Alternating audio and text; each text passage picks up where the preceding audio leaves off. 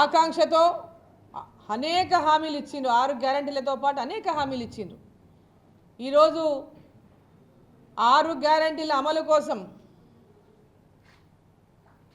ఎన్నో అపసోపాలు పడుతున్నటువంటి ఈరోజు కాంగ్రెస్ పార్టీ ఇచ్చిన మాట నిలబెట్టుకోకుండా దాంట్లో అనేక రకాలుగా నిబంధనలని, రైతు రుణమాఫీలో నిబంధనలు పెడుతూ ఇప్పటిదాకా రైతు బంధు ఎవరికి చేయకపోగా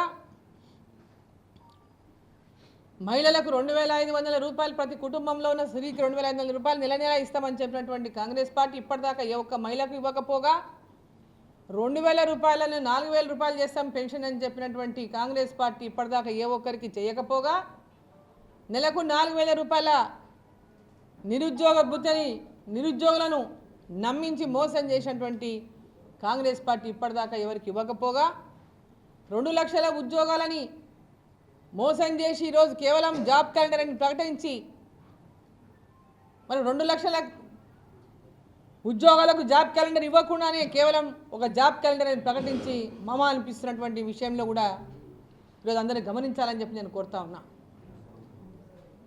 ఈరోజు కేవలం రోజు ఒక హైప్ సృష్టిస్తూ ఆ హైప్లో ప్రజలను మభ్యపెడుతూ వాళ్ళని డైవర్ట్ చేస్తూ కాంగ్రెస్ పార్టీ వాళ్ళ అధికారాన్ని చెలాయిస్తూ ఉంది. హైడ్రా పేరుతో హల్చల్ చేస్తూ హైదరాబాద్లో అనేక మంది పేదలను వణికిస్తూ ఉంది. ఇవాళ అనేక మంది మధ్యతరగతి కుటుంబాల వాళ్ళను, పేదవాళ్ళను హైడ్రా పేరుతో వణికిస్తూ ఉంది కాంగ్రెస్ ప్రభుత్వం. కేవలం హైప్ సృష్టించి దాని ద్వారా అందరి లోపల అయోమయం సృష్టించి భయభ్రాంతులకు గురి చేసి పేదవాళ్లను, మధ్యతరగతి వాళ్ళను ఇవాళ అనేక రకాలుగా ఇబ్బందులకు గురి చేస్తుందని చూసాం. ఉన్న పళంగా ఇల్లు కూల్చేసిండ్రు. సో ఈరోజు కేంద్ర ప్రభుత్వం ఈ భారీ వర్షాల వల్ల జరిగినటువంటి నష్టానికి నష్టపరిహారంగా కేంద్ర ప్రభుత్వం కూడా సహాయాన్ని ప్రకటించిన విషయాన్ని ఈ సందర్భంగా తెలియజేస్తా ఉన్నాం. మన జిల్లాలో అనేక పంటలన్నీ కూడా నీళ్ళలో మునిగి ఉన్నాయి. ఇంకా నీళ్ళలో పంట పొలాలన్నీ నీళ్ళలో మునిగిపోయి ఉన్నాయి. మరి రాష్ట్ర ప్రభుత్వం వాళ్ళు ఇస్తామన్నటువంటి రైతు బంధు ఇప్పటిదాకా ఇవ్వలేదు కదా. రైతులకి కనీసం ఈ పంట నష్ట పరిహారాన్ని వెంబడే చెల్లించాలని చెప్పి నేను ఈ సందర్భంగా నేను డిమాండ్ చేస్తూ ఉన్నా. ఎక్కడెక్కడైతే పంటలు పూర్తిగా నీళ్ళలో మునిగి పంటలు కోల్పోయిందో తిరిగి మరి వాళ్ళు నాట్లు వేసుకోవాలన్న పరిస్థితి మరి ఏ విధంగా సహకరిస్తున్నటువంటి పరిస్థితిలో ఈరోజు రైతాంగం ఉంది. వారిని అందరినీ కూడా ఈరోజు రాష్ట్ర ప్రభుత్వం ఆదుకోవాలని చెప్పి ఈ సందర్భంగా నేను కోరుతా ఉన్నా. అదేవిధంగా R&R సెంటర్లలో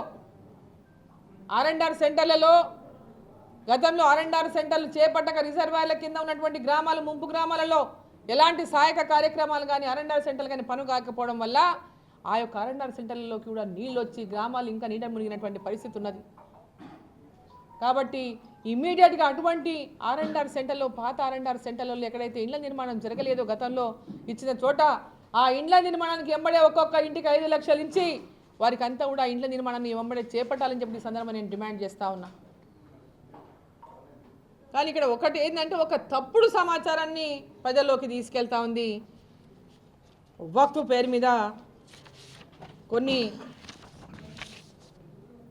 IND పార్టీలు కానీ, MIM పార్టీ కానీ అంటే ఇదేదో భారతీయ జనతా పార్టీ ముస్లింలకు వ్యతిరేకంగా ఈ అమెండ్మెంట్స్ తీసుకొస్తుందని, ఈ అమెండ్మెంట్స్ ద్వారా ముస్లింలకు తీవ్ర నష్టం జరగబోతుందని, ముస్లింల భూములు గుంజుకుంటుందని, ఖబరస్థాన్లు గుంజుకుంటుందని, మసీదులు గుంజుకుంటుందని ఇట్లా అనేకమైనటువంటి అపోహలు సృష్టించి రెచ్చగొట్టేటటువంటి ప్రయత్నం చేస్తున్నారు. దీంట్లో ఎలాంటి వాస్తవం లేనటువంటి విషయాన్ని ప్రతి ఒక్క ముస్లింలు గ్రహించాలని చెప్పి ఈ సందర్భంగా నేను కోరుతా ఉన్నా.